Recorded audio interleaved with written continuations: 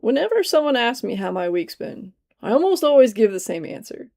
Oh, staying busy and staying out of trouble. The first half makes sense. Everyone understands staying busy. It's the second half that gets the funny reactions. If they're a bit of a prankster, they'll grin and say, well, that's unfortunate. And if they're not, they usually tilt their head and ask, what kind of trouble are you getting into? Now, let's clear something up right away.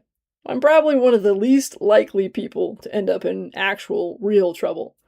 I'm the person who drives the speed limit, or at least something close enough that the police probably won't notice. I stay in the right lane, I use my turn signals, I stop at stop signs, I know all the rules. I generally follow them pretty closely. That is, of course, unless I think your rule is ridiculous, which is a completely different conversation. Other than that, I don't spend a whole lot of time breaking rules. So, no. When I say I'm trying to stay out of trouble, I'm not talking about jail. I'm talking about something far more common. The trouble that steals our lives away, few minutes a day at a time. There's a quote I love. Be so busy, so disciplined, and so focused that you have no time for gossip, comparisons, or distractions. Stay locked in. Your growth needs your full attention. I don't think the key word in that sentence is busy. I think it's disciplined. Because there's a difference between being busy and being busy with a purpose. The kind of trouble I'm trying to avoid isn't breaking laws. It's gossip, it's comparison, it's endless distractions. It's getting sucked into arguments online that don't really matter. It's spending an hour scrolling on my phone only to wonder where the hour went. It's wasting emotional energy worrying about someone else's life instead of building my own. That's the kind of trouble I get into. And if I'm honest, I never feel better afterwards. I never walked away from gossip and thought, man, wow, I'm really glad I spent 20 minutes tearing someone else down. I've never compared myself to someone else's highlight reel on social media and thought, wow, that's really improved my confidence. I've never reached the end of an afternoon lost in distractions and thought, that was exactly what my future self needed. Never. Not once. But something interesting happens when you're focused on growth. You simply don't have time for those things. Not because you're avoiding them, but because you've replaced them. When you're learning, building, serving, creating, training, helping someone else out, or just chasing a meaningful goal, gossip becomes boring.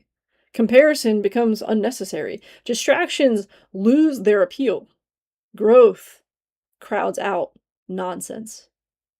Now, people sometimes hear me talk like this and think, man, that sounds exhausting. They picture someone who never rests, someone who has every minute scheduled in a spreadsheet. The spreadsheet does exist, I'll admit. But that's not exactly what I mean. In fact, intentional people often rest better than everyone else. You see, I'm training for my first marathon right now, and I've learned something fascinating about rest days. Rest days aren't the opposite of training. They're part of it. If I ignore them, I become weaker. So on a recovery day, I might foam roll or stretch or sit in a sauna or take a nap or go for an easy walk. I'm still being intentional. The goal isn't to do nothing. The goal is to do whatever helps tomorrow the best. There's a huge difference. Rest isn't laziness. Rest is preparation. And I think that's true for things far beyond running. A day off shouldn't leave you needing another day off. Real rest restores you. It gives your mind room to think, your body room to recover, your relationships room to grow. Intentional rest makes tomorrow possible. Mindless distractions usually just steal today.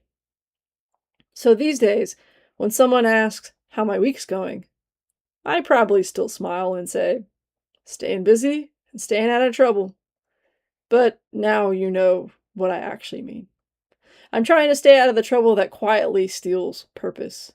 The gossip, the comparison, the distraction. the little habits that slowly pull us away from the people we're trying to become. Because here's what I've discovered. You don't accidentally build a meaningful life. You build it one intentional choice at a time, one focused day at a time, one purposeful season at a time.